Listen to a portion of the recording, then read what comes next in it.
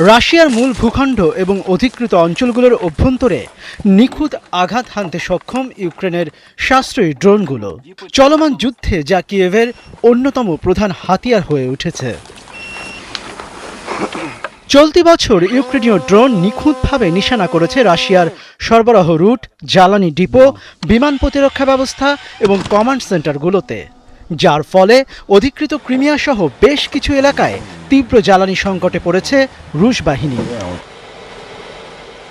এমন পরিস্থিতিতে ইউক্রেনের এই মধ্যম পাল্লার ড্রোন ঠেকাতে মরিয়া মস্কো। ইউক্রেনের ড্রোন কমান্ডাররা জানিয়েছেন, ধরাছোঁয়া এড়াতে রাশিয়া এখন বেসামরিক গাড়িতে করে সামরিক রসদ পরিবহন করছে। এছাড়া ব্যবহার করছে অত্যন্ত উন্নত মানের জ্যামিং ইকুইপমেন্ট। আমরা তাদের লজিস্টিক বা রসদ সরবরাহের রুটগুলো লক্ষ্য করে কাজ করছি। বিশেষ করে জ্বালানি ট্যাঙ্কার, ট্রাক এবং সামরিক কাজে ব্যবহৃত হতে পারে এমন মালামালকে নিশানা করা হচ্ছে। ইউক্রেনীয় প্রতিরক্ষা মন্ত্রণালয়ের উপদেষ্টা জানান, রাশিয়া বর্তমানে ভোলনা কুপল গ্র্যান্ট নামে একটি অত্যাধুনিক জ্যামিং সিস্টেম মোতায়েন করেছে। এই সিস্টেমটি প্রায় 20 বর্গ কিলোমিটার এলাকা জুড়ে ইউক্রেনীয় ড্রোন অপারেটরদের ব্যবহৃত স্টারলিংক স্যাটেলাইট ইন্টারনেট সংযোগকে অচল করে দিতে পারে। ফ্রন্টলাইনে ইতিমধ্যে এমন অন্তত 10টি সিস্টেমের উপস্থিতি শনাক্ত করা হয়েছে।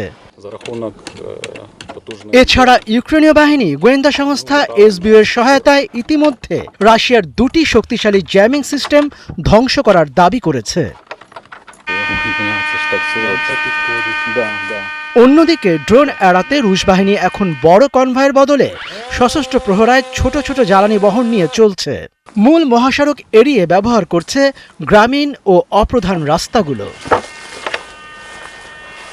ছদ্মবেশ আর প্রযুক্তির এই লড়াই ফ্রন্টলাইনের যুদ্ধকে দিন দিন আরও জটিল করে তুলেছে।